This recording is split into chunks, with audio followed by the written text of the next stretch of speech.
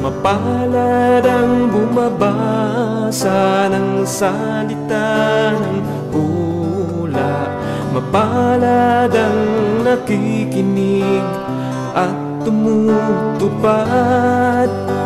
Mapalad ang nahahapis at sila ay aaliwin. Mapalad ang nagugutom at sila ay bubusugin. Ang magtiis hanggang sa wakas, sila lamang ang maliligtas. Ang magtiis hanggang sa Okay, so muling nagbabalik ang Debaters Convention Live at meron tayong debate na mangyayari ngayon between SDA and Messianic, August 28, 2021. At ang topic nila na pag-uusapan, patutunayan ko na ang pangalang Jesus ay katanggap-tanggap sa Diyos ayon sa Biblia. At ang affirmative natin dito si Fernando Camacho ng SDA. Ayan, at ang negative naman si Kepa ng Messianic. At para before ko siya para mabilisan tayo, gusto kong magpakilala muna ang dalawa. Mauna na yung ating affirmative siguro. Yes, ang inyo pong maliit na lingkod kay Kristo, Brother Fernando B. Camacho Jr., isa pong Seventh-day Adventist Church. Tumatayo po bilang isang affirmatibo sa paksang ano nga ba yung patutunayan ko na ang pangalang Jesus ay katanggap-tanggap sa Diyos ayon sa Biblia. Okay, at syempre, Brother Pedro Esmero po. yung ating negative, pakilala ka bro. Brother Esmero Pedro Jr. po ng Messianic Apologist po. Tatayong negative. Okay. Okay na ba yun, bro?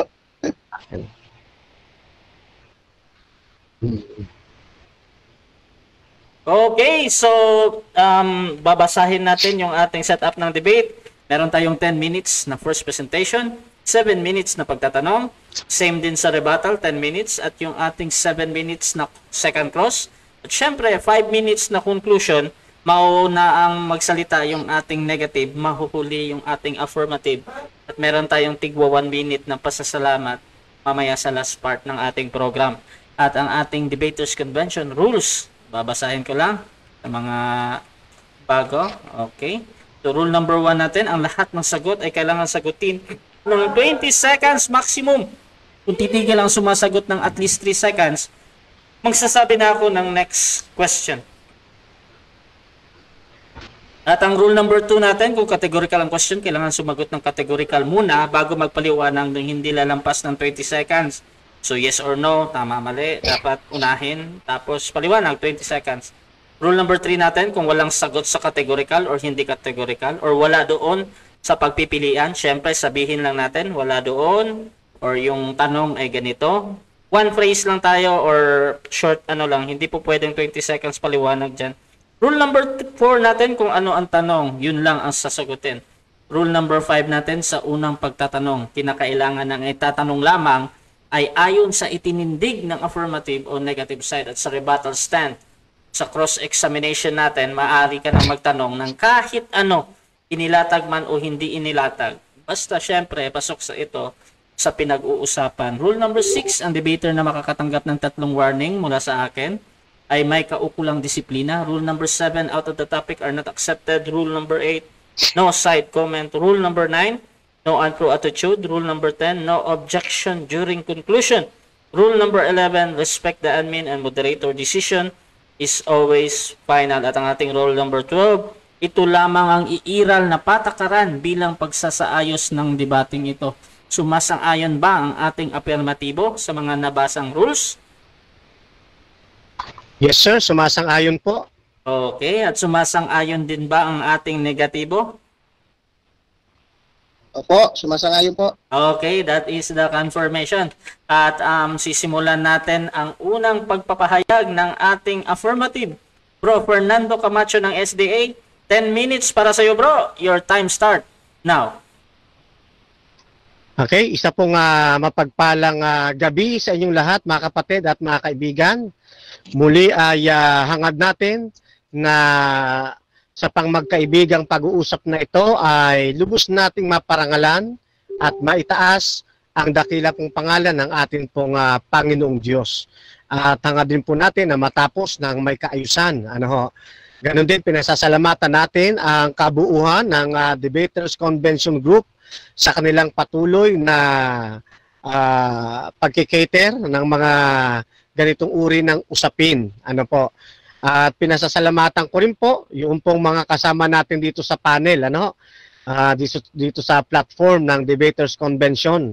Ang kapatid na John Ree, Ralph, at kapatid na Simplicio, ganoon din kapatid na Ryan, ang ating kaibigan si Ombril, at ang kapatid na si Henry. At siyempre, ang atin pong napakasipag, na laging tumatayo bilang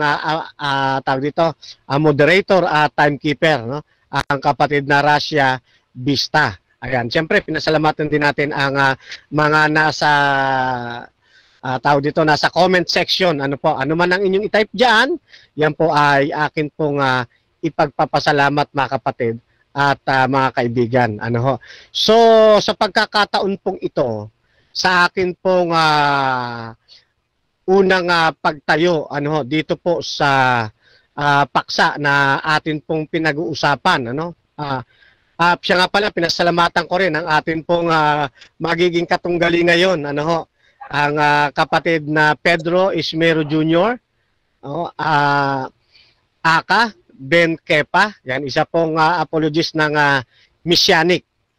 Okay, ang paksa po, mga kaibigan at mga kapatid, na amin pong napagkasunduan, kapatid na Russia, pwede ba ako makagamit ng Ayan. Patutunayan ko na ang pangalang Jesus ay katanggap-tanggap sa Diyos ayon sa Biblia. So maliwanag po ang aking posisyon na ang aking patutunayan ay yung pangalang Jesus, yan ay katanggap-tanggap sa atin pong Panginoong Diyos. Okay? So, ibig sabihin, kami po bilang mga Seventh-day Adventist, hindi po kami tutol sa pangalang Jesus, pangalang Yeshua, o ano paman ang ipangkapit bilang pangalan ng atin pong Panginoong Hesus. Hindi po kami tumututol diyan. Okay? At maging ang pangalang Jesus ay hindi rin namin tinututulan at inuunawa namin ito na tanggap ito ng atin pong Panginoong Diyos. Halimbawa na nga, mga kapatid, sa isang talata ng Biblia, buhat dito sa unang Samuel 16, talata po ay 7. Papansinin po ninyo, yung essence, yung lamang essence ang gusto kong kunin po rito, hindi yung pinaka-istorya. Sabi po, ngunit sinabi ng Panginoon kay Samuel, huwag mong tingnan ang kanyang mukha o ang taas ng kanyang kataasan, sapagkat aking itinakwil siya, sapagkat hindi tumitingin ang Panginoon na gaya ng pagtingin ng tao, sapagkat ang tao ay tumitingin sa mukha, ngunit ang Panginoon ay tumitingin sa puso. Gusto ko pong bigyan ng diin yung mga terminong ang Panginoon ay tumitingin sa puso. Yan. Maraming mga tao maraming barrier ang iba't ibang mga lingwahe sa buong mundo na hindi talaga nila mabibigkas ng wasto yung Hebreyong kataga katulad ng Yeshua at ng iba pang mga Hebrew na salita para sa anak ng Diyos, At marami ding mga tao dala ng language barrier na hindi rin nila mabigkas ng husto yung salitang Yesu. Yan. Kahit na nga po, mga kapatid, mga kaibigan, yung salitang Jesus mismo, hindi rin po nila ito mabigkas sa ibang parte ng atin pong kapuluan, Halimbawa, yung mga taga-Albanian, ang bigkas po rin nila riyan ay Yesui. Oh, so iba rin sa ating mga kaibigang Aragones, ang bigkas naman nila ay at Jesus, no? So, pero ako'y naniniwala, iba-iba man ang ating maging bigkas sa pangalan ng Diyos at sincero tayo sa ating damdamin na ang ating tinatawag ay ang Panginoong Diyos, ang anak, naniniwala po ako mga kapatid, katanggap-tanggap ito sa Diyos. Halimbawa, yun pong isa pa, yung sa Arberes, yan, ang bigkas naman nila diyan ay isuti, o isuti. Sa lengguwaheng Aramaic naman, yung kapatid ng Hebrew, ang kanila naman ay issue. Even doon sa Syriac language, issue rin. Pero hindi ibig sabihin na kumo ang bigkas ay hindi Yeshua, o kaya hindi Jesus, hindi na sila tatanggapin ng atin pong Panginoong Diyos. Katanggap-tanggap po yun mga kaibigan, sapagkat ang Diyos, ang kanyang tinitignan ayon doon sa ating binasa, na binibigyan nating diin, sa puso tumitingin ang atin pong Panginoong Diyos. Yan, doon sa ating kaibuturan ng ating puso. Alam ng Diyos kung tayo ay mayroong sinseridad na tumatawag sa Kanya kahit magkaiba ang ating linguistic na ginagamit. Magkaiba man o may mga barrier man, may mga kahinaan man ang lingwahe, naniniwala ako dahil alam ng Diyos kung sino ang iyong tinatawagan, alam ng ating Panginoong Jesucristo kung siya ang ating kinakausap, katanggap-tanggap po ito mga kaibigan at mga kapatid sa Diyos. Kaya nga ako'y naniniwala maging yung katagang Jesus, katanggap-tanggap po yan sa atin pong Panginoong Diyos. Ang pinakikilala ko po sa inyong Jesus, hindi po yung Jesus na pinaniniwalaan ng mga pagan. Kasi yung mga pagan, meron din po silang Jesus na pinaniniwalaan. At yun ay si Zeus. Pero hindi yun ang atin pong pinananaligan. Kundi yung Jesus na itinuturo ng Biblia na siyang isinugo ng Diyos Ama, siya pong Kristo ng Diyos, na siya pong nabayubay sa krus, na siya pong namatay sa kalagayang tao at nabuhay na maguli, iniakyat sa langit at siyang nangakong babalik. Yan po ang Jesus na atin pong ipinakikilala. Na kapag yung Jesus na yan, ating pinakikilala, anumang banggit natin sa kanya pong pangalan, katanggap-tanggap po yan sa ating pong Panginoon. Dangan nga lamang mga kapatid, may mga pagkakataon na sadyang mayroon pong ilan sa atin na tila baga kapag nababanggit yung salitang Jesus, ay para bagang lumalabas na hindi ito katanggap-tanggap sa ating Panginoon. Hindi totoo yun mga kapatid at mga kaibigan. Pansinin po ninyo, dito po sa isang kasulatan,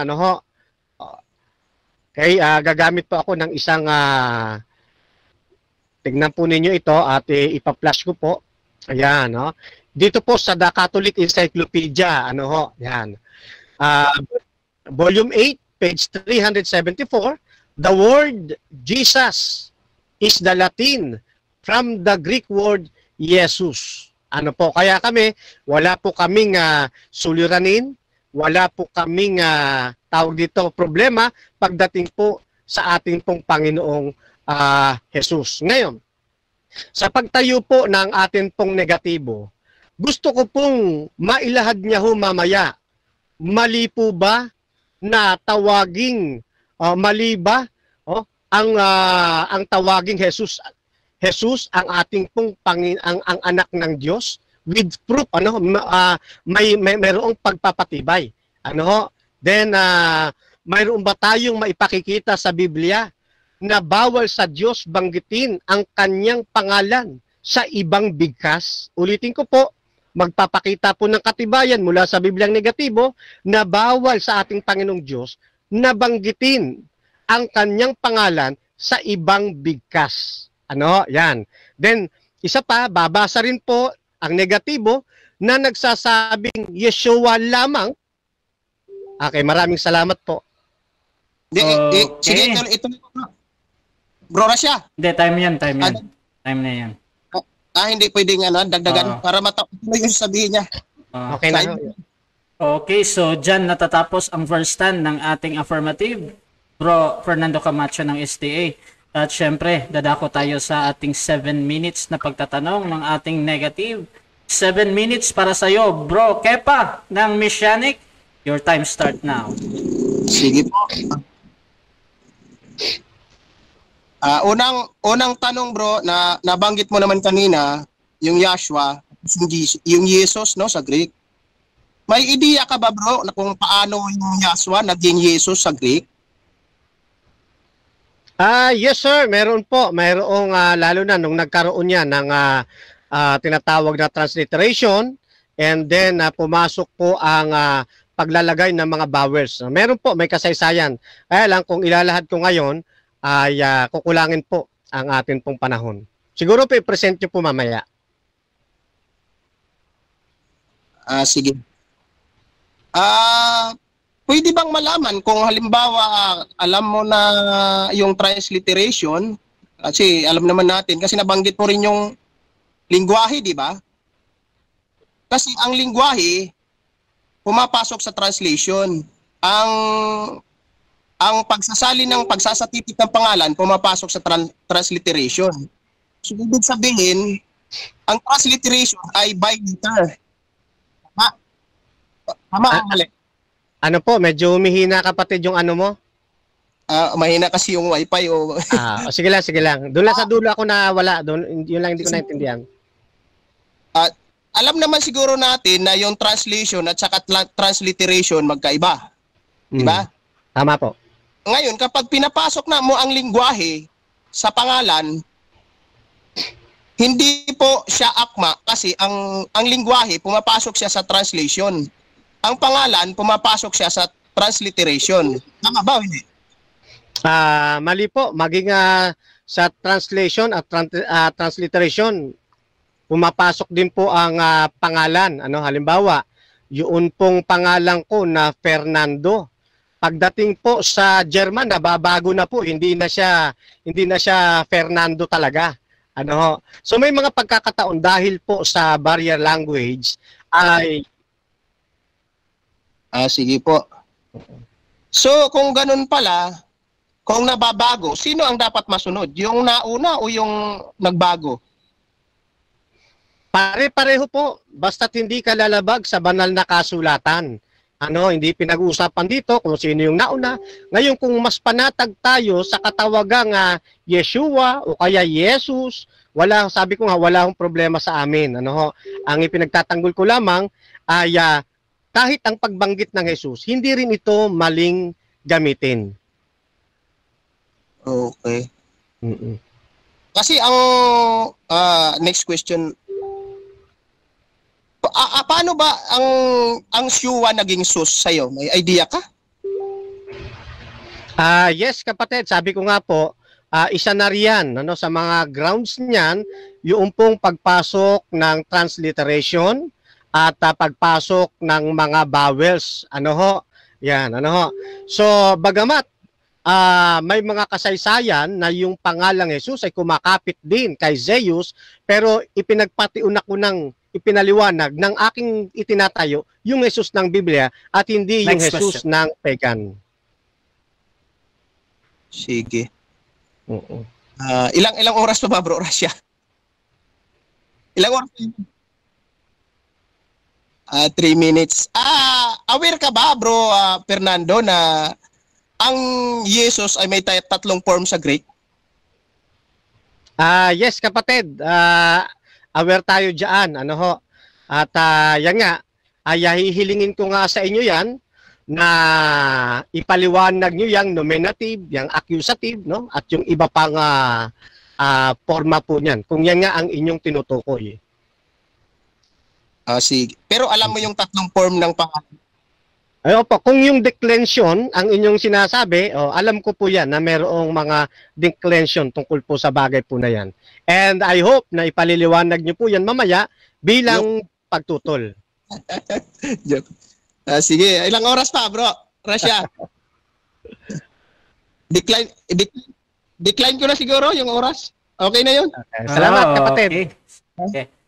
At dadako tayo sa ating first presentation ng negative, pero bago yan, syempre, basa muna tayo ng nasa comment.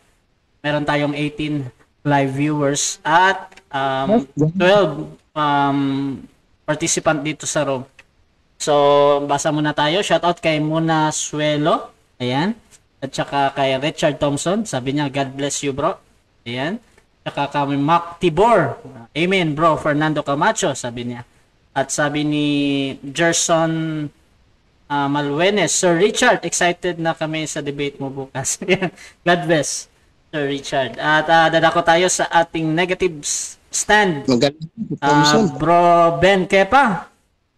Okay, 10 minutes para sa iyo, bro. Sa iyong tayo, unang pagtayo. Your time start now. Magandang gabi, mga kababayan. Saan man kayo panig ng mundo.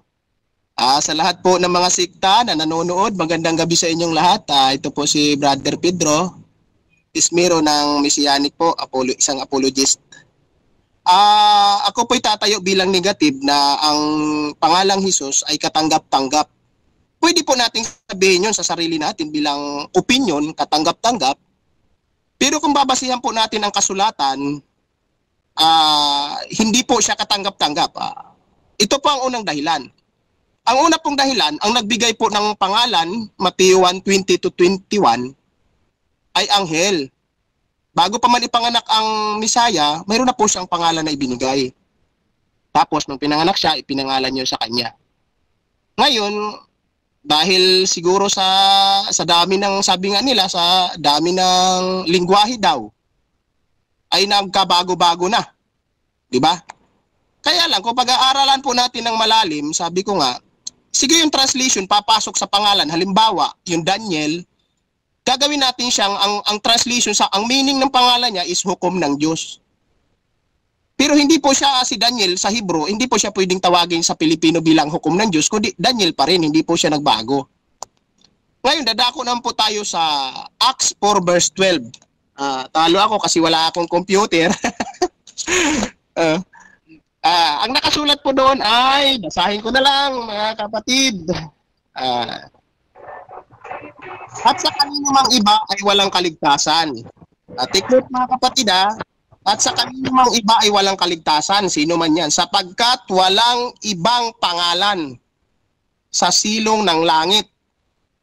Kahit anong bansa ka, under the heaven ka pa rin na ibinigay sa mga tao na sukat nating ikaligtas. Yun yung po yung isa sa pinanghahawakan namin na ang pangalan niya pwede mong isalin sa iba't ibang lingwahe. Kaya lang hindi po pwede magbabago ang litra pero hindi po magbabago ang tamang pagbigkas. Alam niyo kung bakit? Ang isang pangalan, ilan ba dapat ang tamang salin at tamang pagbigkas? Sabi nga nila, how many correct translation and correct transliteration and correct pronunciation of one name? Diba? Ang pinag-uusapan po natin dito, hindi basta tao. Anak po ito ng Elohim at tinuturing din natin na Elohim. Kaya mahalaga po ito, banal po ang kanyang pangalan na ito. Kaya sa amin, pwede mo siyang ilipat ng iba't ibang lingwahe, pero dapat ang susundin mong bigkas, yung pinagkuhanan mong original, kasi nangopya ka lang eh. Diba? Kinopya mo lang siya doon. At saka ang kaligtasan, nanggaling sa mga Hudyo, so kukopya tayo ng tamang bigkas, tamang tawag ng mga Hudyo. Diba? Kasi kung ang meaning po ng transliteration mga kapatid ay ito. Ayan. Transliteration changes the letters from one alphabet to another. Take note mga kapatid from one alphabet to another into the corresponding similar sounding Naiintindihan niyo naman po siguro yung ibig sabihin ng similar sounding. Hindi magbabago, no? Similar sounding characters of another alphabet. So kung similar sounding mo siya isasalin, hindi dapat magbabago yung pronounce mo doon sa original kasi kahit sa school, tuturuan tayo ng tamang pagbasa. Ang tamang pagbasa, hindi yung sa nakikita natin, kundi yun yung pinagmulan niya kasi may mga etymology yan, o ito yung tamang pagbasa niyan. Kasi sa lingwahe, halimbawa na lang, mga kapatid, ito, kapag Pilipino po ang nagbasa nito, nakikita ba? Yan. Kapag Pilipino po na hindi marunong ang magbabasa nito, sa tingin nyo anong basa? Ang basa po dyan nila ay Debris. Ang basa nila dyan ay Mardi Gras. Pero alam naman natin na ang is dyan ay di binabasa. Ang tamang pagbasa dyan ay Debris at saka Mardi Gras. Okay? Ngayon, pupunta po tayo sa iba't ibang pupunta po tayo sa Greek name ng pangalan ng Messiah. Ito po 'yun. Ayan, nakikita ba mga bro? Ayan, ito po yung big letter ng pangalan ng Messiah. Ayan po, yung umpisa, yung pangalawa, ito. Ayan. Ito po ang pagsasalin ng sabi-disim sounds. Ito po yung katumbas ng yod. Ito yung katumbas ng hey. Ito yung katumbas ng shin. Wow. Ayin. Anong gamit nito? Mamaya ipapaliwanag natin. Ito yung hinihiling ni Bro Fernando. Ito yung tatlong form ng pangalan ng Messiah sa Greek. Ayan. Kung mababasa nyo, kung ito ang gagawin na, kung susundin natin yung salin ng mga scholar sa English, ito yung Yesun, ito yung Jesus, ito yung Yesu. Ayan. Kung mapapansin po ninyo, ang pangalan na Jesus at saka Joshua, Jesus at saka Joshua, isa lang ang pinagmulan na pangalan. Sa mga hindi nakakaalam ha, isa lang po ang pinagmulan ng pangalan na yan. Yun yung pangalan ng Messiah. Same lang po ang spelling. Pero kung mapapansin nyo, isang pangalan lang, dalawa yung transliteration. Ba't ganon? Isang Joshua, isang Jesus. Ngayon, kung yung Jesus ay tumama, bakit itong dalawa na iwan? Yung Yesun at saka Yesu. Bakit yung lumusot yata yung Jesus lang? What will happen? What happened? Ba't ganon? Di ba? Kasi kung matapat yung nagsalin, dapat isasalin niya rin yan as is, di ba? As is lang. Kung walang halong pandaraya ba? Excuse me. Ayan. Ayan. Ito po yung example mga kapatid ng sim sound. Excuse me. Pasensya na, medyo may masama yung pakiramdam, Bro Fernando. Kaya lang, hindi kita matanggihan eh. Matagal mo na kasi akong di ba inaalok. Ayan, ito po yung sample ng sim sound mga kapatid. Sana ma-anoin kayo ng banal na espiritu. Ito po yung pabasahin ko. Ilaya. Di ba? Ilaya. Sim sound po siya, yung Y at saka I. Pwede mag-interchange. Kaya yung yod, katumbas ng Y, naging I siya sa Greek. Ayan po. Yung Carabao, O at saka W. Sorry.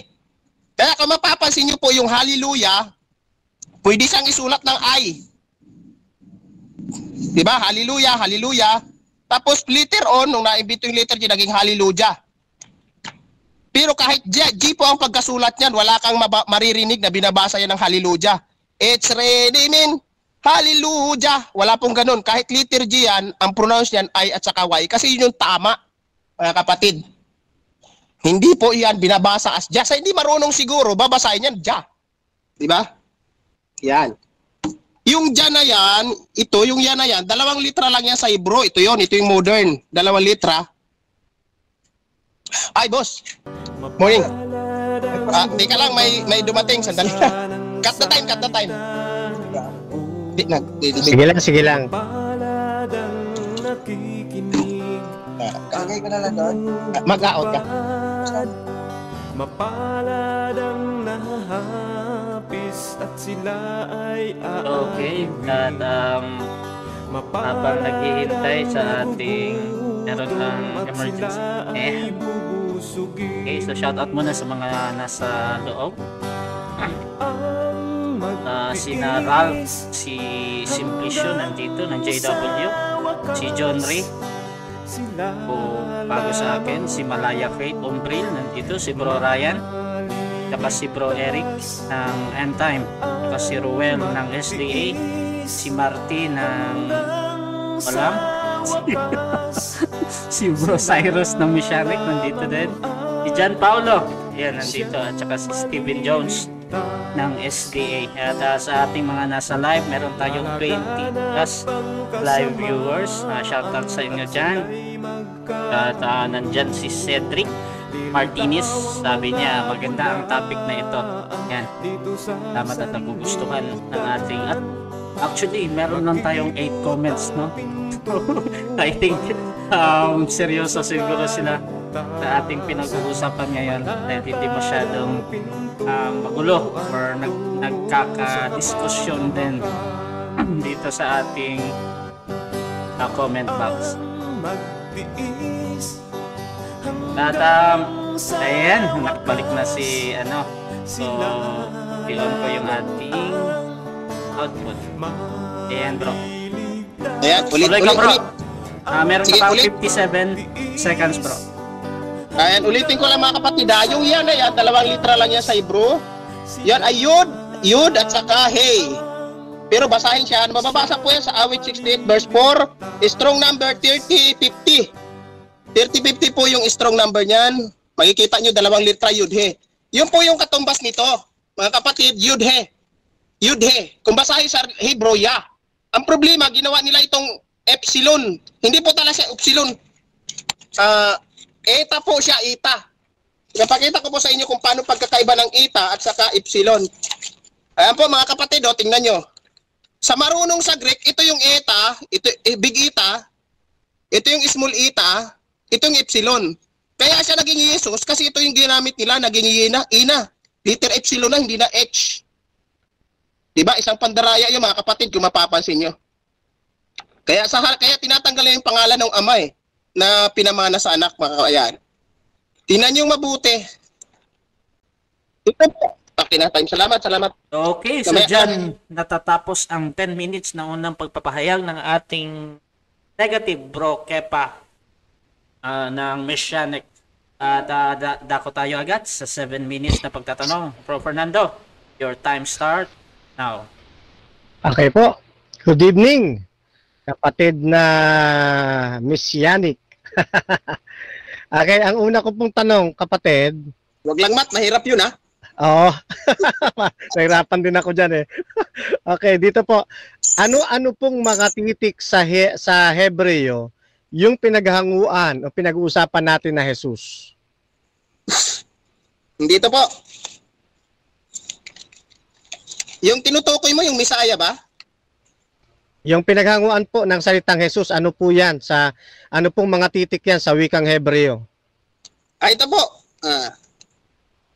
Yod, He, Waw, Shin, Waw, Ayin. Yan po, tingnan po mabuti.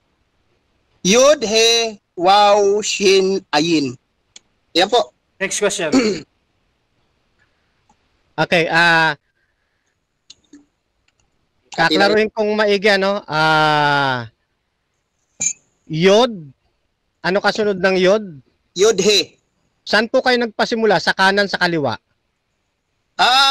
Itong sa taas po, kung mapapansin mo, nagpapasimula ka sa kaliwa. Ito, binaliktad ko, nagpapasimula na sa kanan. Okay, dyan tayo sa pagkakasimula sa kanan. Ano po ulit, kapatid? Yod, He, Waw, Shin, Waw, Ayin. Wow, tsaka ayun. Okay. Okay, so next question ko po, saan pong talata ng banal na kasulatan mababasa natin ito pong binaybay po ninyo na mga titik Hebreo? Hebreo po ba ang gusto nyo? Wala kasi tayong Hebreo na Bible. Matthew 1:21. Bro. Okay, re-revise ko yung tanong ano. Itong mga titik na ibinigay nyo po sa akin, meron ba kayong talata ng Biblia na ganito ang nakalagay doon po sa terminong pinag-uusapan natin? Talata lang po. Matthew 1:21 po.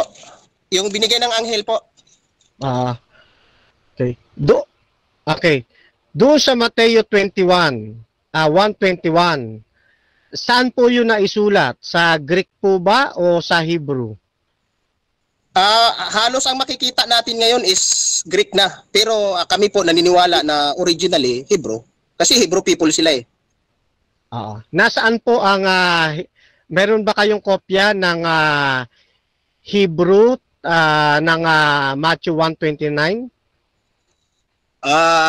John Ryland, di ako sigurado bro. Wala akong hawak. Okay. Hindi kaya yung sinasabi mong Hebreo, yan ay translation ng Greek text? Pwede po kasi binalik nila to eh. Binalik nila yan ano, kaya siya naging Yeshua kasi binalik nila yung Greek, binalik nila pa translate back papuntang Hebrew. Kaya naging Yeshua na, kung mapapansin niyo, Yeshua na ang salin. Okay. Next question ko po. Halimbawa, Jesus ang aking ginagamit at kinakausap ko ang anak ng Diyos. Sinseridad akong kinakausap siya, pero Jesus ang banggit ko. Tinatanggap ba ako nun? Yes or no? No po. Okay. Pwede mo paliwanag? Yes, may 20 seconds po kayo. Sorry. Kaya po siya no, kasi ang sabi, walang ibang pangalan na sa silong ng langit na binigay sa mga tao. Di ba? It means one. Aywan ko kung sa pagkaintindi mo, nasukat natin yung ikaligtas. Tapos sabi niya, ang pangalan daw, nagsisimula din kapatawaran ng mga kasalanan sa kanyang pangalan. Di ba? Kung maling pangalan ang binabanggit mo, paano ka mapapatawad? Paano ka Okay, next question. Saan po tumitingin ang Diyos? Sa tamang pagbigkas o sa puso? Ayon sa nakasulat po, tumitingin siya sa puso, tapos nagbibigay lang siya ng isang pangalan, ang sabi. Okay, next question. Ginamit po ninyo yung Gawa 4:12 na walang ibang pangalan. Tanong, ang ibig bang sabihin nun, nung talatang yon, kapag mali ang bigkas ko, o hindi eksakto ang bigkas ko, hindi na ako maliligtas? Iba po yung hindi eksaktong bigkas kaysa sadyang minali yung bigkas. Yan po yung sagot ko. Halimbawa, ginamit ko yung salitang Jesus.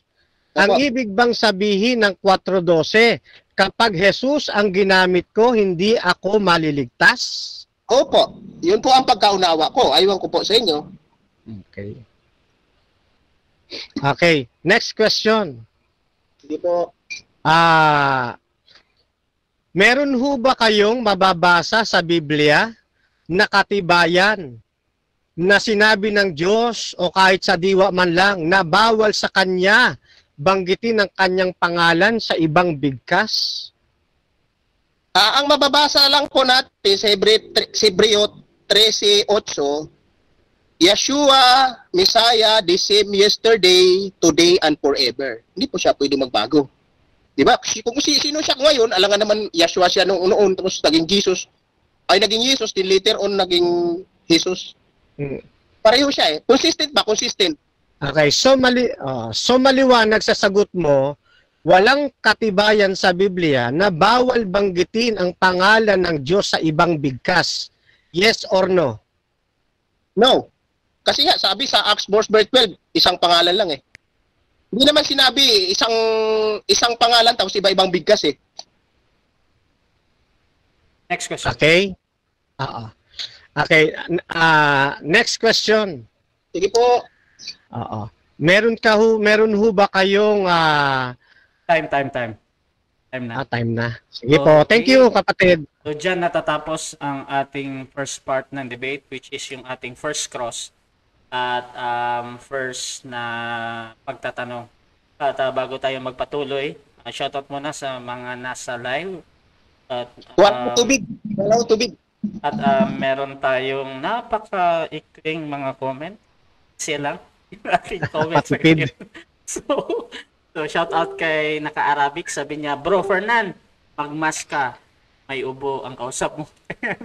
At shout out din kay Umbril Ramos. Sabi niya, dagdag comment tayo. So shout out din kay Jesse Romelo. Sabi niya, maganda yung talakayan. Yan. At saka shout out din kay Nick Cal. Sabi niya, sa Greek ay Jesus. Yan kaya tinatawag na Jesus sa Ingles. At sa Hebrew ay Yeshua.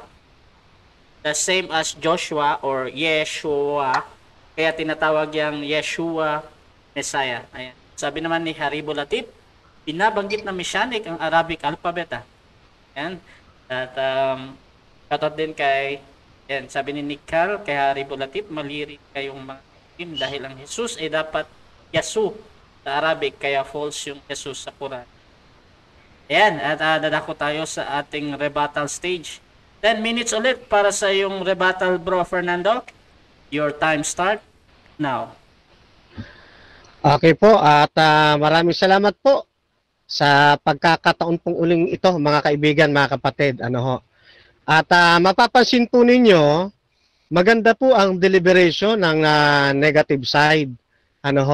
Kapag hindi ninyo gagamitan at wala kayong alam sa biblical languages, maging sa transliteration at sa history ng paglalagay nito ng vowels, parang tama yung kanya pong ipinahahayag. Kaya nga po, mga kapatid, kung napansin niyo, ipinabaybay natin sa kanya yung Hebreyong mga letra patungkol po doon sa pinag-uusapan nating Jesus. At nabanggit nga po niya yung mga letra ng Hebreo na Yod, He, Waw, Shin, Waw, then Ayin. So ito po lumalabas na 1, 2, 3, 4, 5, 6 po na letra sa Hebreo. Now, kung kayo po ay mayroong mga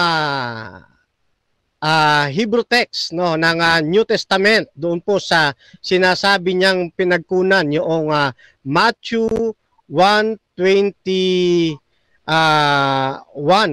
yan yung Matthew 1:21. Yan. At kung ilalapat natin ito, mga kapatid,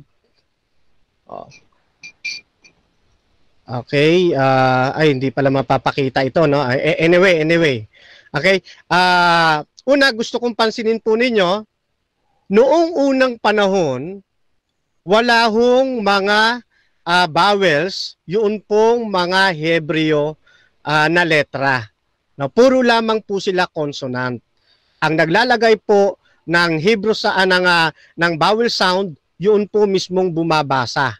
Ngayon, yun pong mga talagang Hebreo, mga kapatid, na legit na bumabasa ng kanila talagang wikang Hebreo nang sila po ay naalipin sa Egypt, mga kapatid. Sa haba ng panahon, ilang daang taon po yan silang naalipin. Yun pong kanilang lingwahe, nagkaroon po yan ng tawag dito, nagkaroon niya nahaluan po yan ng ibang diksyon na galing po sa Egypt.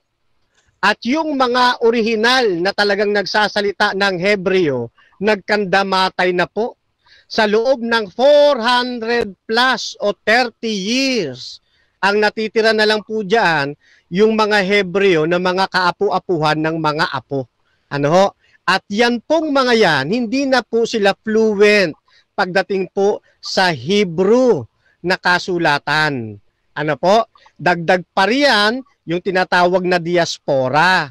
Ngayon po, dito po lumabas mga kapatid, yung iba't ibang grupo ng mga Hebreo katulad ng Ashkenazi at ng Sephardic Jews. I think alam ng ating kapatid yan, ano? Sa pagbabaybay o pagsasalita po ng mga Ashkenazi na mga Hudyo at maging ang Sephardic Jews, malaki ang kanila pong pagkakaiba. Ano, lalo na yung mga Sephardic na medyo nanirahan dito sa parte ng Germany. Yung kanila pong bigkas may katigasan. Kumbaga sa atin, may pagka-Bisaya yung tono, no, ng kanyang pagkakatagalog. Yan, no? Mayroong katigasan. Kaya yun pong halimbawang salita na Yewa, ano, o Yehowa, no? Binabibigkas po nila yan as in J. Ano, yan. Kahit yung salita nga Jesus, nabibigkas po nila yan as in Jesu. Oh, dahil doon sa sinasabi nating language barrier na mayroon talagang kahinaan. Pero tulad ng aking sinasabi, hindi issue sa atin pong Panginoong Diyos kung ang bigkas mo ay iba. Oh, ang Diyos tumitingin sa atin pong puso.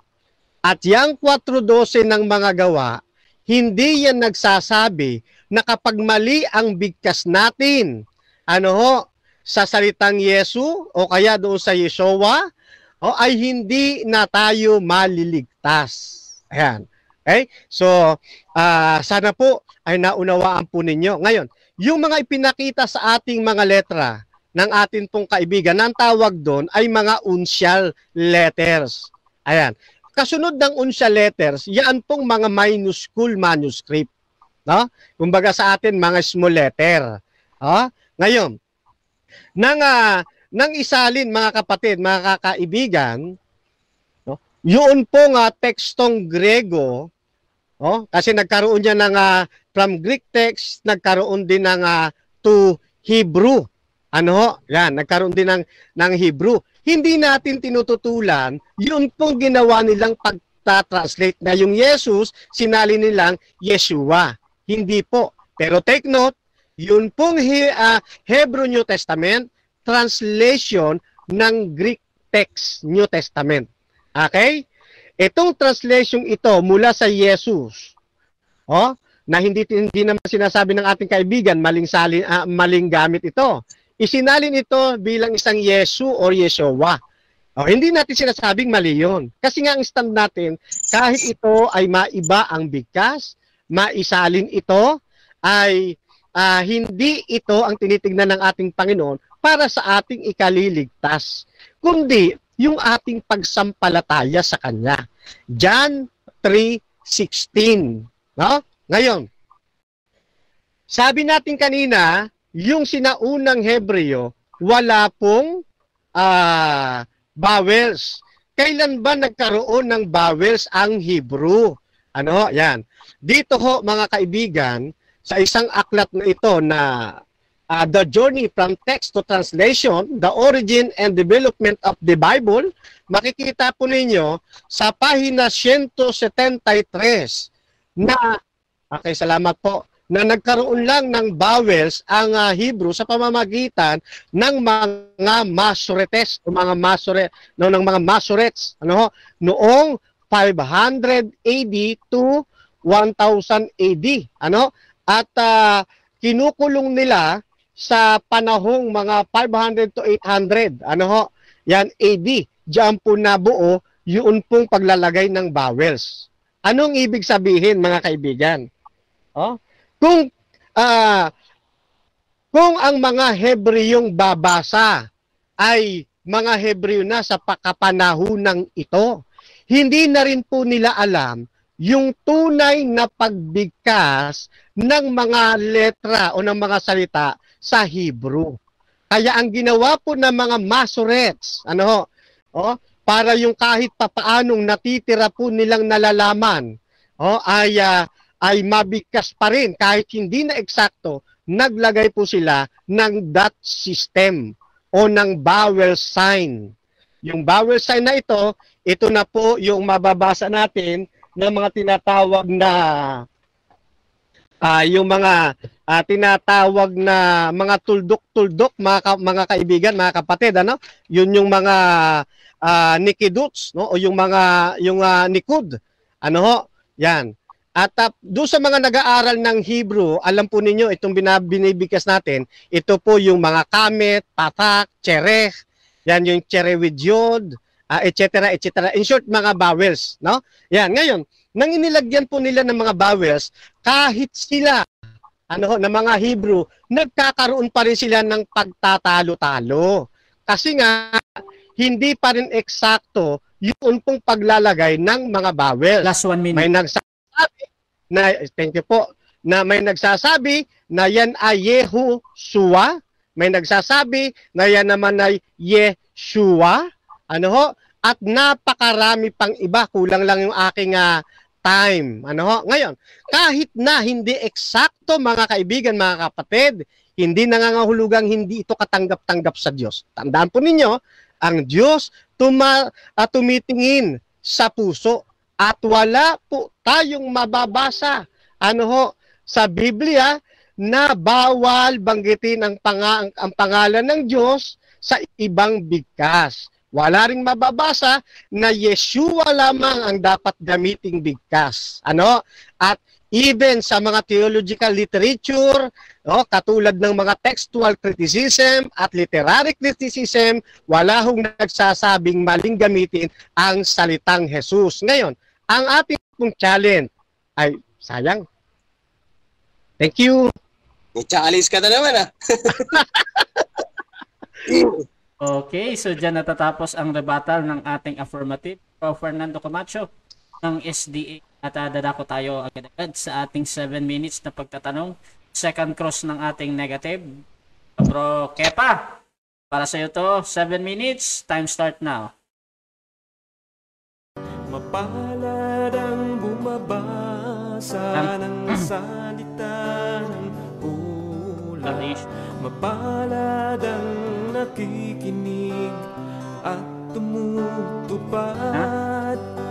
Mapalad ang nahahapis at sila ay aaliwin. Mapalad ang nagugutom at sila ay bubusugin. Ang magtiis hanggang sa wakas, sila lamang ang maliligtas. Ang magtiis. Bro, wait lang bro. Hanggang sa wakas. Bro, wait lang bro. Pasensya na at naputol ako. So balik tayo sa 7 minutes na pagtatanong. At kasi na meron tayong technical problem konti. At dadako tayo. Yun nga, reset natin 7 minutes sa pagtatanong ni Bro Kepa. Your time start now, bro. Ulit yan, ulit. Oo, ulit lang para madinig nila. Ulitin ko rin yung tanong, bro. Yes. Ulit daw tayo, ulit. Alam mo ba, bro, sa 22 letters ng Hebrew alphabet, may vowels. Ayun yung tanong. Yes, sir. Meron po. Yun nga, tawag natin dyan ay vowel sound, no? Pero hindi talaga vowel siya, kundi vowel sound lang po yan. Ito po yan, katulad po ng nasa ating libro na tinatawag na Old Testament Hebrew. Meron po talaga, yan nga yung alef at saka yung next question. Ano nga banggit kanina. Oo.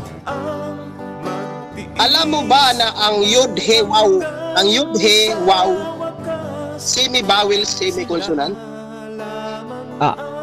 Yung alin po, yung Yod He at saka Waw. Yud, Hey, Wow, Hey, yan po ay consonant, 4 po na consonant yan, tawag diyan tetragrammaton. Ang bumibigkas niyan, ang siya pong naglalagay po ng vowel sound. Kasi ang original po na Hebrew ay wala pong vowels, walang vowels, no? Puro lang siya consonant. Then kahit na ito Next question. ng Next question. Kanina, sinabi mo na ang alip at saka ayin, vowel sound. Tama? Yes sir, vowel sound po siya pero hindi talaga siya vowels. Considered pa rin siya as consonant. Parang katulad sa atin yung Y, yung W H Y, no? Bagamat bumibigkas tayo ng vowel sound pero ang totoo, yun po ay tatlong consonant, same as Hebrew. Next question.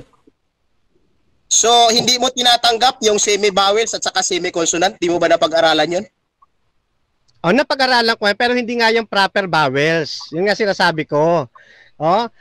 Katulad lamang yan, halimbawa yung salitang rhythm. 'Di ba? Puro vowels 'yon. Puro consonant 'yon.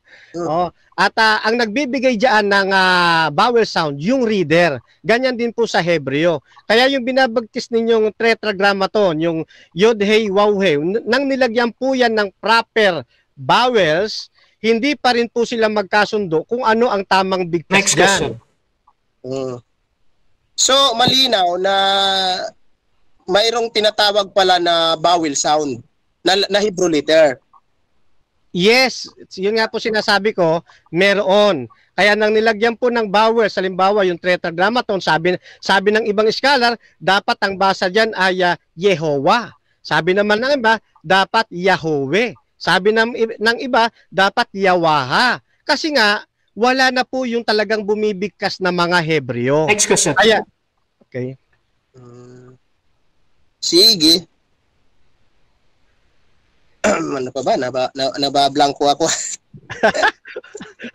Pareho naman tayong pogi alam mo ba na sinali ni Josephus yung tetragrammaton as vowels? Kung isinalin po niya na bawal siyang tetragrammaton na yan, palagay ko hindi ko naitindig kanina po yan. At siguro paliwanag nyo na lang po mamaya. Sige. Next question. Ano ba yung mga binitawan mo kanina? Ang binitawan mo kanina, sabi mo kasi, mayroong mga matitigas ang bigkas ba, tama? Yes sir, meron po. Ang sabi mo, kaya hindi nabibigas kasi may halimbawa dito sa atin parang may Bisaya, Bisayang punto. Tama no? Parang ganun, matigas. Opo, kaya nga, opo, meron po talagang medyo matitigas ang punto ng kanilang pagsasalita, no? Kaya nga hindi tumitingin ang Diyos na kailangan eksakto mong mabibigkas yung salitang Jesus o kaya Yeshua kasi alam ng Diyos na may mga barrier sa bawat languages. Pero wala tayong mababasa na doon sa binitawan mong sinabi na walang problema kahit anong bigkas, wala tayong mababasang ganun. Kahit anong basa, wala tayong mababasa. Yes, kasi nga wala tayong mababasa na yan lang ang dapat na gamiting bigkas. At dahil wala tayong nababasa na Yeshua lamang ang dapat na gawing bigkas, sa pagbanggit sa kanyang pangalan, ibig sabihin nun ay binibigyan ng kalayaan ng Diyos at hindi hinigpitan na kahit iba ang pagbigkas sa kanyang pangalan, katanggap-tanggap yun dahil ang Diyos tumitingin. Next question. Sa puso. Ang iba ang pagbigkas at saka iba talaga malayo talaga ang pagbasa. Sa iyo ba? Hula. Pakiulit po, medyo lumalalim po yung boses nyo. Halimbawa, ganito. Kung ang Yahweh, bigkas ang Yahweh at ginagawa ng Diyos, Bro Rasha, ba't ganun yung boses niya? Wait lang Parang umiipis, Umihina yata. Hindi, parang umiipis lang. Merong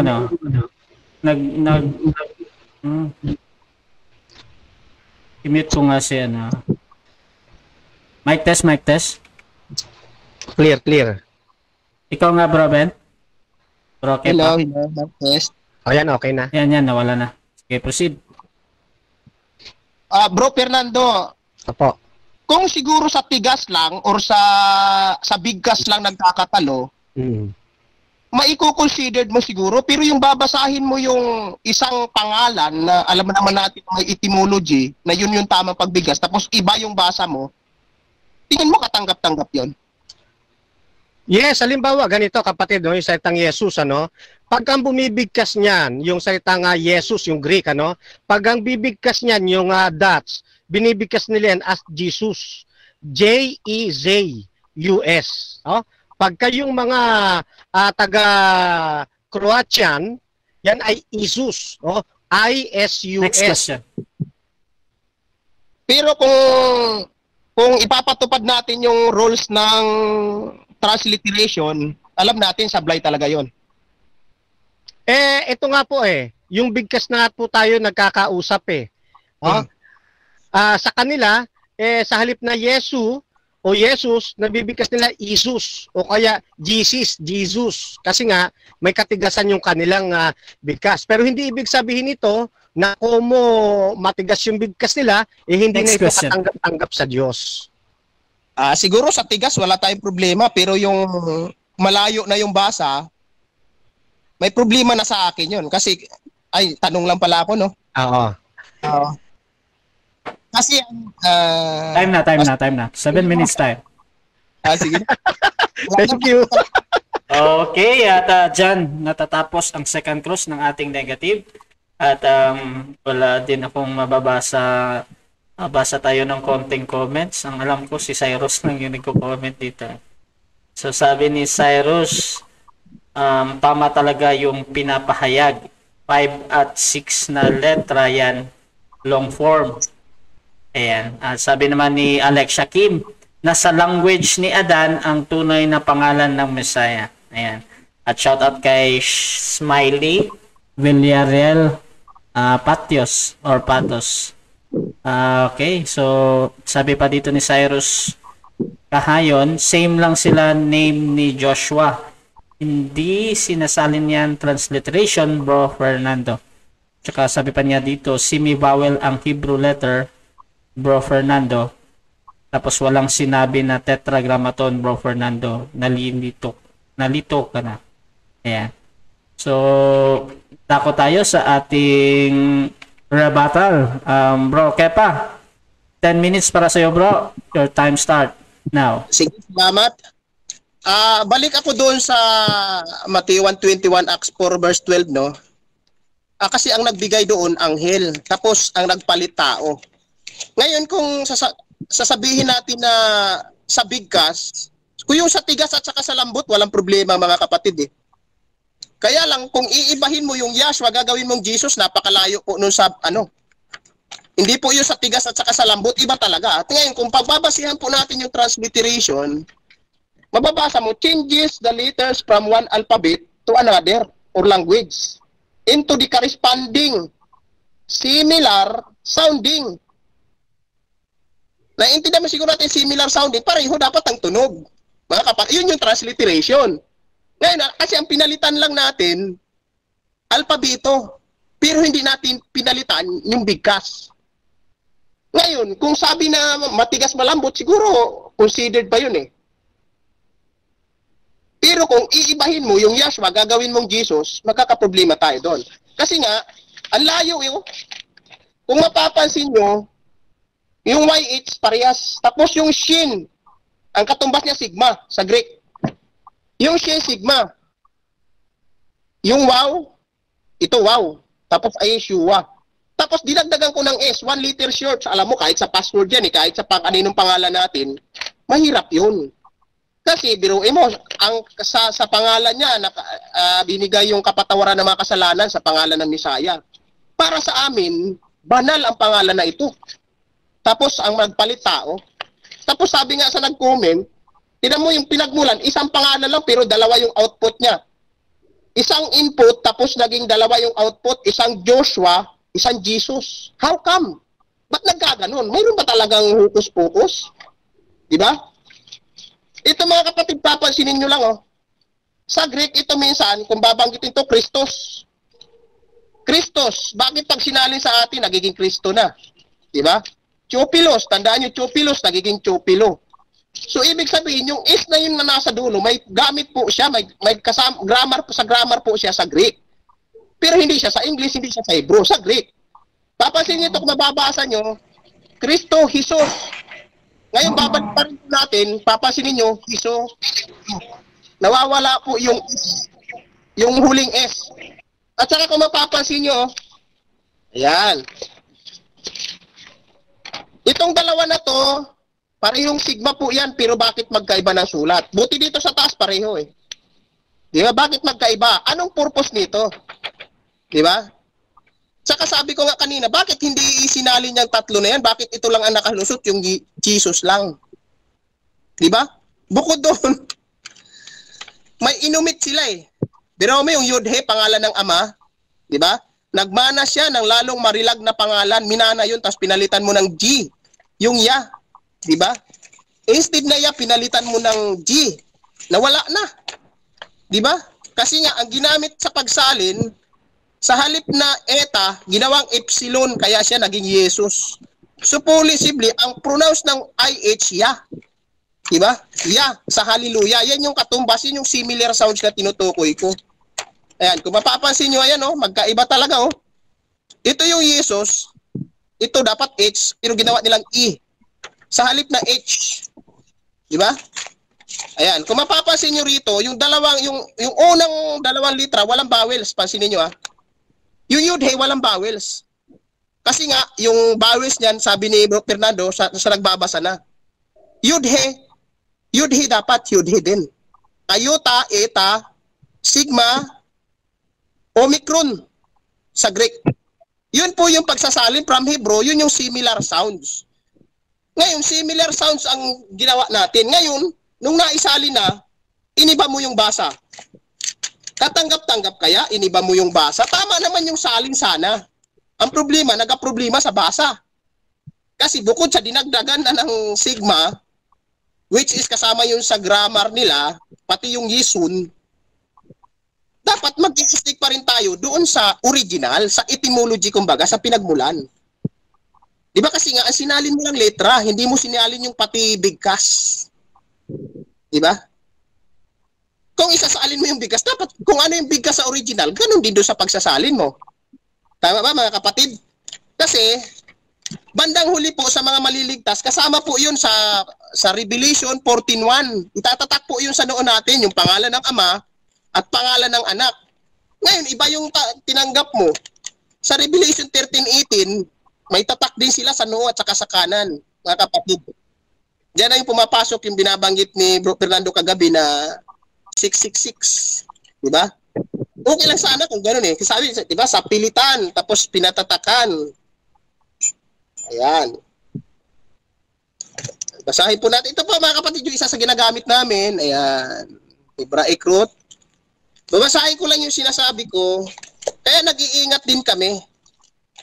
Kasi, iisa lang ang binigay na pangalan eh. Isa lang ang input, dapat isa lang yung output. Magkapareho nga siya ng Joshua, di ba? Bakit yung Joshua nasali ng maayos? Di ba kayo nagtataka mga kapatid? Pero alam naman natin na ang letter J, lately na lang. Di ba? So, ang pagbasa sa letter G, di ba sa hallelujah, hallelujah pa rin. Yun yung tama sana. Kaya lang, siyempre, didipinsa natin yung ano natin. Di ba? Eh sa amin naman, ako wala naman akong bayad dito. Binigay ko ng prayer yan. Kapag babasahin po natin dito, here is wisdom. Let them who has understand compute the number of the beast. Yan. Kasi bakit natin kukompute yun? The small and the great and the rich and the poor and the free men and the slaves, it causes that they give to them all a mark on their right hand and on their foreheads. Diba? Kapag sa Tagalog to, sa Makatuwid baga ang kanyang pangalan. May dalawang pangalan maglalaban sa bandang huli mga kapatid. 2,000 years ago na yan. Kaya stick kami sa sacred name. Kasi banal na pangalan iyan. Hindi yan basta-basta pangalan ng tao. Nakasalala yung kaligtasan natin. Kasi oo nga, may relasyon ka. Tumitingin siya sa puso, mali naman tinatawag mo. Halimbawa ako, tinawag ako ng anak ko ng ibang pangalan. Parang masakit sa atin yun. Samantalang binigay ko naman sa'yo yung pangalan ko. Binigay ko yung tarhita ko. Ito yung pangalan ko. Oh. Tapos tatawagin mo ako iba. Ay ngayon sasabihin mo, language barrier. Pwede siguro sa ibang mga term eh. Pero yung sa pangalan na binigay ko na sa'yo yung tamang bigkas, parang hindi na magiging excuse yung language barrier. Aywan ko lang sa ano, pero subukan nyo yung makamit nyo ng mga ibang tao, itry nyo, ipabigas nyo yung Yaswa kung makikita. Kasi na-try namin yan, kasi nga, dahil nga dyan sa sabi na language barrier, tirinay namin yan sa mga Hapon. Hindi kasi mabigas ng Hapon yan. Pero sinubukan namin, nabibigas mga kapatid. Try nyo kahit anong lingwahe, kung hindi ba mabigas yung Yaswa. Experiment lang. Diba? Sa pangalan na yan, nakasalalay yung kaligtasan. Ngayon, magbasa tayo Last 2 minutes. Magbasa tayo sa John 13:18. Kasi madalas babasahin natin ng mga born again. John 3:16, John 3:18 pala. 'Di ba? Ang sabi dito mga kapatid, ang sumasampalataya sa kanya ay hindi hinahatulan. Ang hindi sumasampalataya ay hinatulan na. Take note. Hindi sumasampalataya, hinatulan na. You are judged already, mga kapatid. Di ba? May mga taong hinatulan na pala na hindi natin alam. Sapagkat hindi siya sumasampalataya sa pangalan ng bugtong na anak ng Elohim. Paano yan? Ibang pangalan yung nai-invoke mo, nababanggit mo. Katanggap-tanggap kaya? Wala, sabit ka na dun. Kasama sa banal na pangalan yung pagsampalataya. Ngayon, kung papalitan mo, babaguhin natin kasi nga dahil sa paniniwalang nasa atin na po yun. Kasi alam naman natin yung katotohanan. Di ba? Alam natin ang katotohanan na ang nagmula lang siya sa isang bigkas. Di ba? Tapos, dapat daw ang pagsasalin, di ba, similar sounding. Yun yung transliteration. Mga kapatid, yun yung pagsasalin. Sa pagkakaintindi namin, aywan ko sa iba. Kasi sa iba rin yung paliwanag nila mga kapatid. Kaya sa amin, pinangahawakan namin yung Acts 4 verse 12. Walang iba. Pangalan sa silong. Saan ka man, di silong ng langit yan. Na ibinigay sa mga tao. Pag sinabi walang iba, malamang isa lang yun. Siguro magka-problema ka sa bigas ng matigas malambot, okay lang. Pero kung babaguhin mo, ibang usapan na yun. Yaswa to Jesus. Aywan ko lang sa inyo, mga kapatid. Okay, salamat po. Okay, so dyan natatapos ang rebuttal ng ating negative speaker, negative stand na si Bro Kepa ng Messianic. At sa mga bagong nagsubaybay ng ating debate ngayon, ang topic natin, patutunayan ko na ang pangalang Jesus ay katanggap-tanggap sa Diyos ayon sa Biblia. At ang ating affirmative dito, si Fernando Camacho ng SDA. Negative naman yung nagsalita kanina, si Bro Kepa ng Messianic. At dadako tayo sa 7 minutes na pagtatanong. Bro Fernando, 7 minutes para sa iyo, bro. Okay, pa-unmute mo na. Okay. Ayan, 7 minutes, time start now. Okay. Kapatid, ano po ang eksaktong bigkas ng pangalan ng atin pong Panginoon? Sa amin po, Yashua. Yashua. Yashua, Y-E-H-S-H-U-A. Ulitin ko po Y-A-H.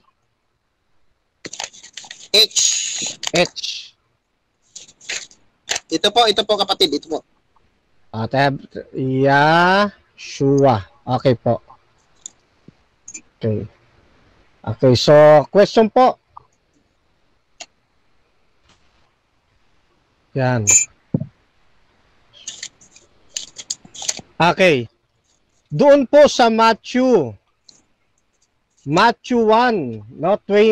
Matthew 1:21 kasi tinignan ko Ito bang titik na ito ang talagang nakalagay doon sa talatang yon o hindi ito ang nakalagay? Latinized na po yung pinakita ko sa iyo. Anong titik po ba tinatanong mo? Yung ngayon na pinakita ko, yung kaninang sinabi ko. Doon po sa Matthew 1:21 kasi tinignan ko kung ano ang talagang nakalagay doon sa Hebrew ng Matthew 1:21. Sabi po ninyo ay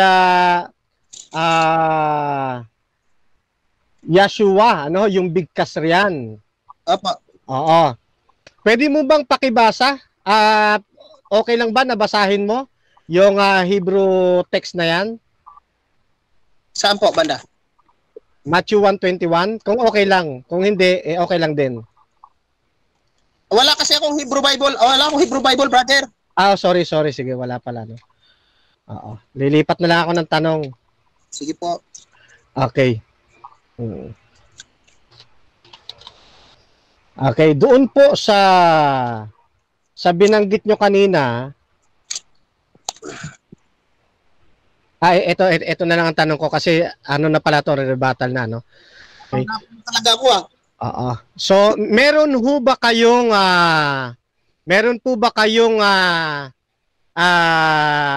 theological literature tulad halimbawa ng textual criticism o di kaya literary criticism na nagsasabing Yeshua lamang ang dapat nagbigkas sa pangalan ng ating pong Panginoon?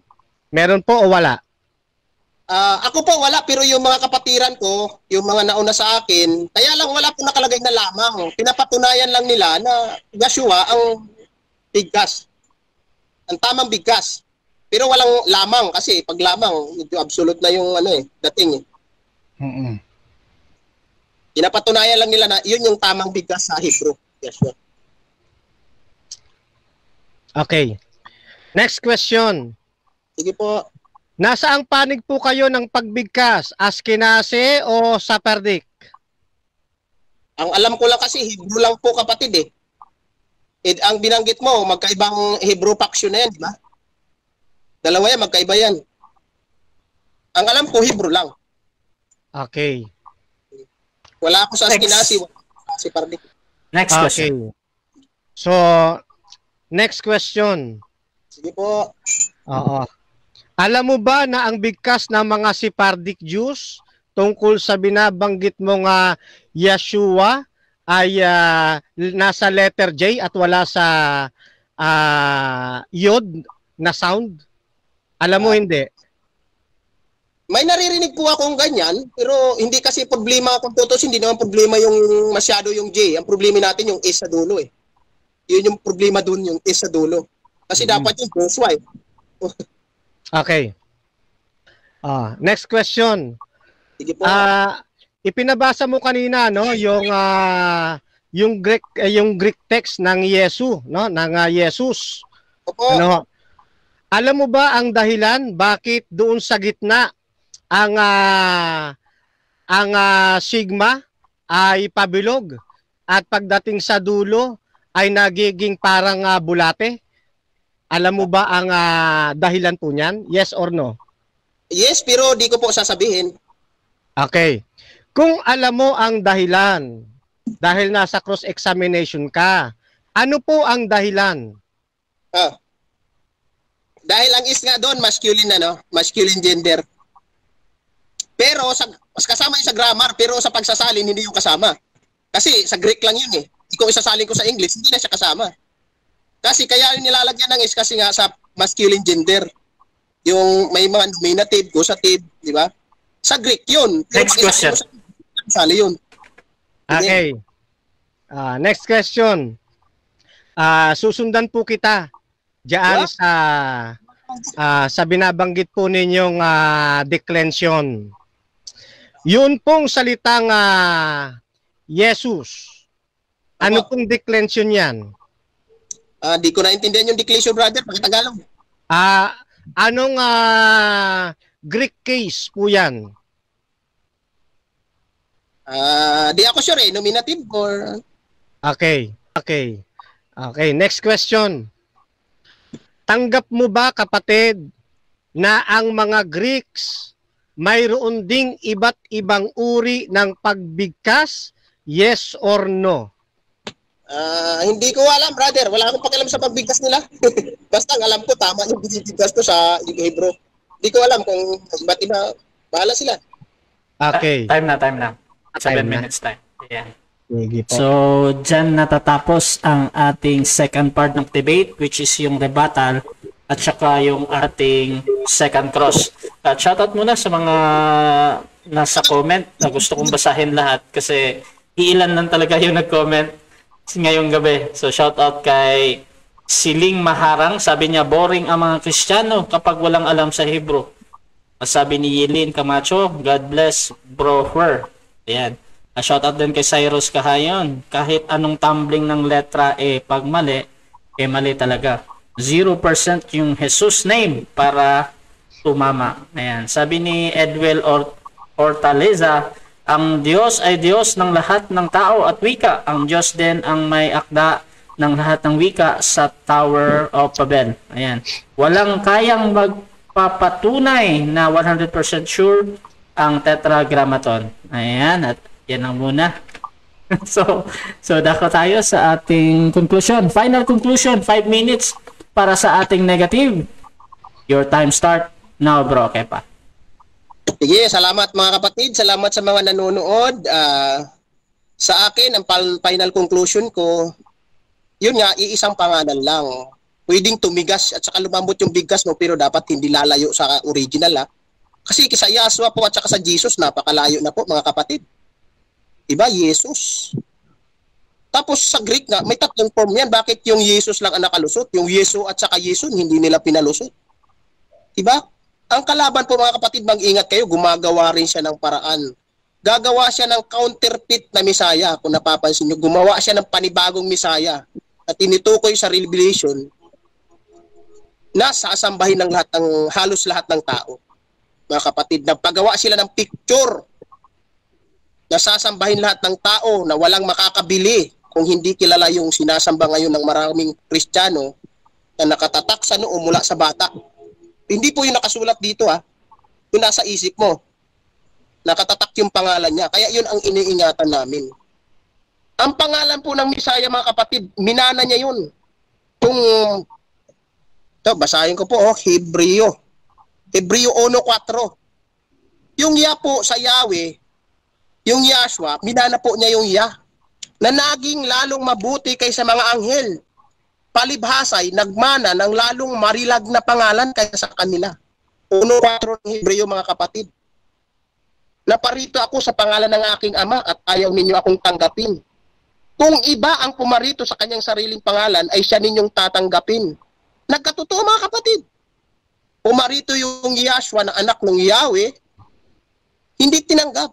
Ngayon pinalitan ng Jesus, tanggap na maraming tao. Napapansin niyo mga kapatid kung gaano nagkakatotoo yung hula? Ganyan katalino yung kaaway. Kaya nga sinabi na deceive niya yung whole world. Diba? Kaya yun ang pinakaiingatan natin kasi gagawa siya ng paraan para malinlang yung mga tao. Ngayon, kung hindi tayo nagiging maingat, mga kapatid, yun din ang mangyayari sa atin. Naging deceive din ako minsan. Diba? Sinamba ko rin siya. Yung may picture, diba, na nakakapaghimala dahil sa himala ng nabangha ang mga tao dahil sa himala ng kanyang mga ginagawa. Naghihimala po talaga siya. Yun yung nakasulat Tapos binagyan siya ng kapamalan na labanan niya magamanal, nagtagumpay siya mga kapatid.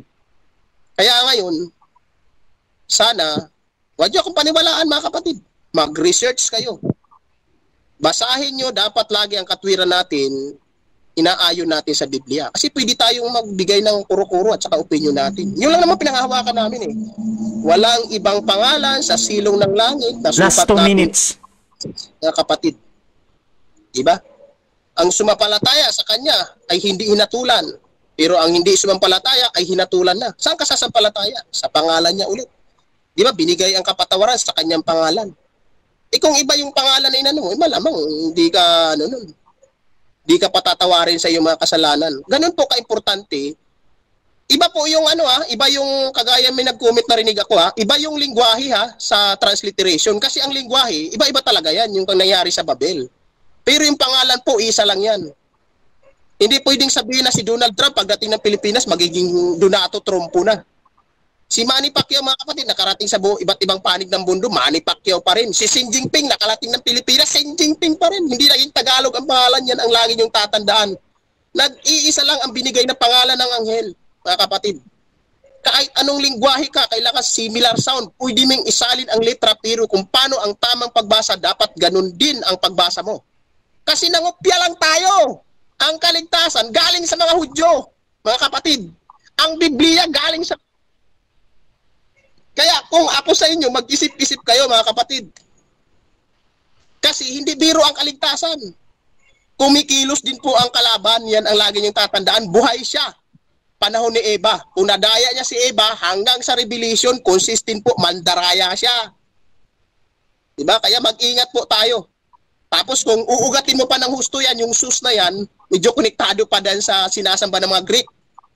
Mga kapatid, alam ni Brother Fernando yan. Kasi binigyan siya ng pamphlets yata ni Cohen Hosea. Shout out sa kanila, mga kapatid. Shout out sa Messianic sa iba't ibang panig ng mundo. Luzon, Visayas, Mindanao. Maraming salamat sa inyo. Wave ko na ang oras, brother. Okay, at dyan natatapos ang ating final conclusion ng negative bro Ben Kepa ng Messianic. At syempre, dadako tayo sa ating affirmative sa kanyang final conclusion. 5 minutes para sa iyo, bro Fernando Camacho. Your time start now. Okay, so maraming salamat po, no?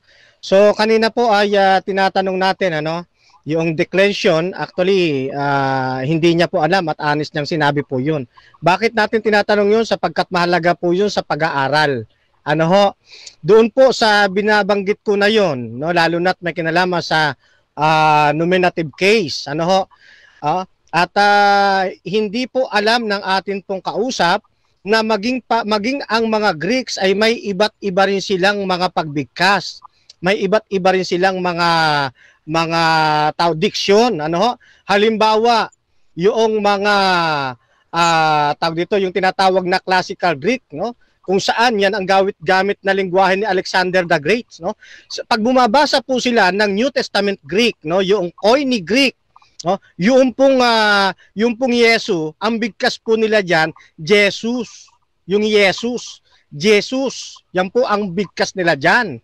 Kaya sabi ko, kulang sa pag-aaral yung mga kaibigan nating Messianic, no? Kumuba na iba lang yung bigkas hindi natanggap, mali, ngayon mayroon siyang binanggit, tawag dito, nagpunta sa iba't ibang mga bansa, katulad ni Manny Pacquiao.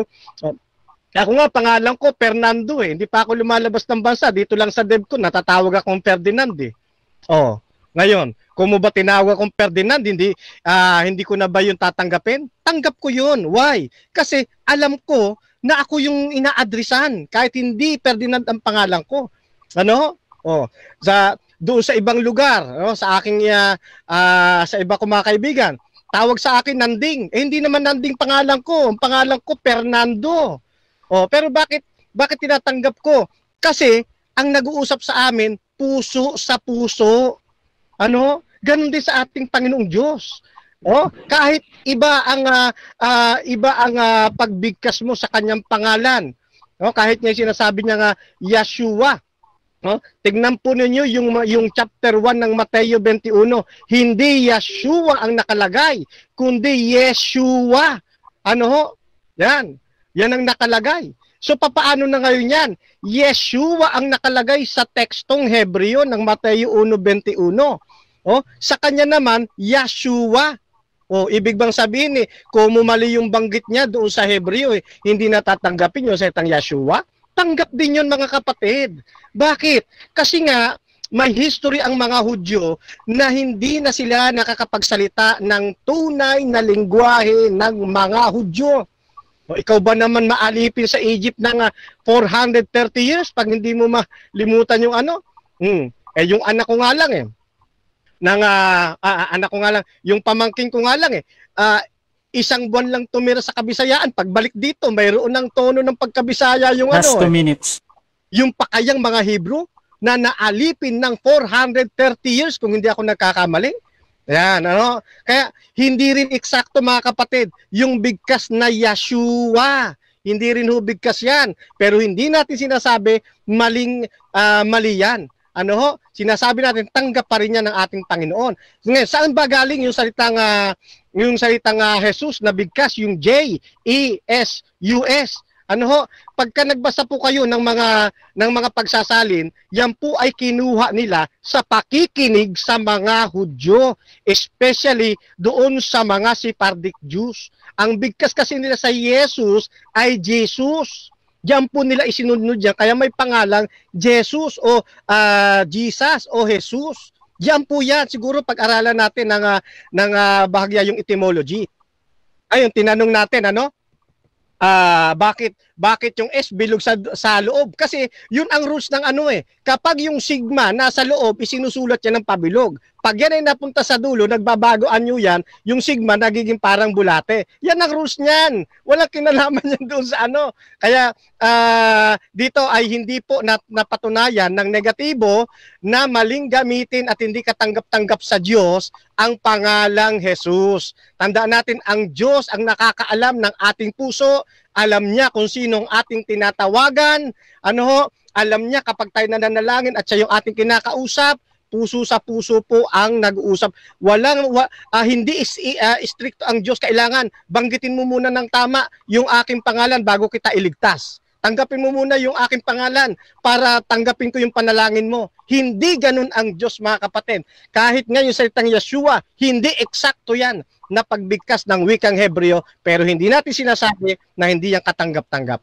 Maraming salamat po. Okay, so dyan natatapos ang debate natin between SDA and Messianic, Bro Fernando Camacho versus Ben Kepa.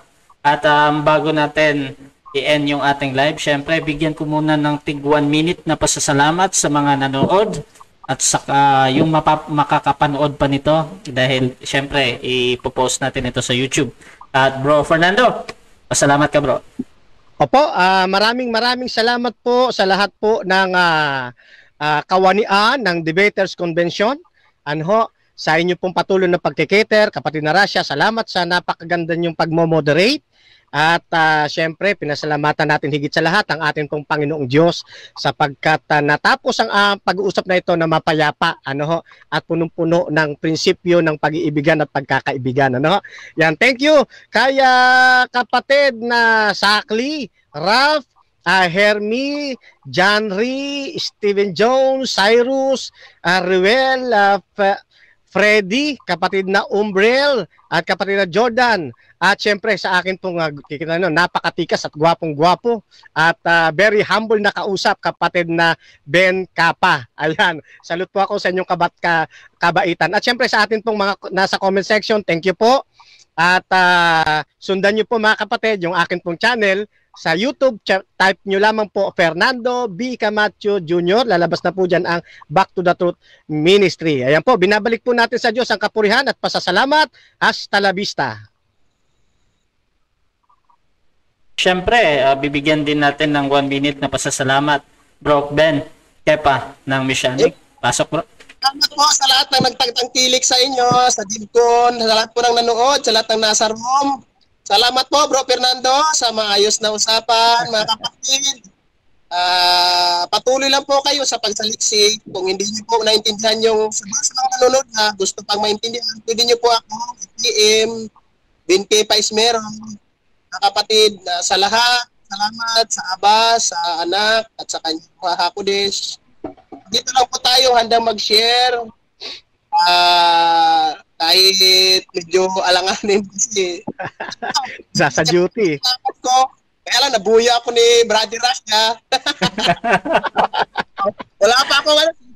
Sinulat ko. Iniport ko kagabi hanggang madaling araw, mga kapatid, para bigyan lang ng maayos sa inyo, sa mga nanonood. Sa mga magtatanong, hindi po kayo mag-PM. Maraming salamat. Hallelujah. Salamat po. Okay, so sa gusto daw magtanong kay Bro Ben Kepa, pwede nyo siyang i-add sa Facebook at mag-PM kayo para makapagtanong kayo patungkol sa Messianic. Ayan, at syempre, gusto din magpasalamat ang Debaters Convention sa ating sponsor ngayon. Meron tayong sponsor, tantra-veda.com, at syempre yung ating YouTube channel, subscribe nyo, Debaters Convention Official, dahil ang lahat ng debate na magaganap dito ay pupunta doon sa ating channel. At Debaters Convention, polo shirt at mug, available yan sa ating Shopee at Lazada. At ang ating next na debate bukas, meron tayong debate sa wildcard. Ay, merong wildcard sa 5 p.m. Baptist versus I think SDA sa alas 5. Tsaka meron tayong main event sa 8 p.m. si Brother Thompson ng SDA versus Alvin Gitamondok ng Catholic. Isa sa mga pinakamalaking pangalan pagdating sa debate. Ayan, ang kanilang topic patungkol sa Sabat. Antabayanan nyo yan. At yun, ang aking debate din pala, September 4 kay Ibrahim Rumas ng Islam versus Russia Vista ng Catholic. Ayan, September 4 yan. Okay, at this is Admin Russia, Debaters Convention. We're out. Mapalad ang bumabasa ng salita ng hula. Mapalad ang nakikinig at tumutupad. Mapalad ang nahaha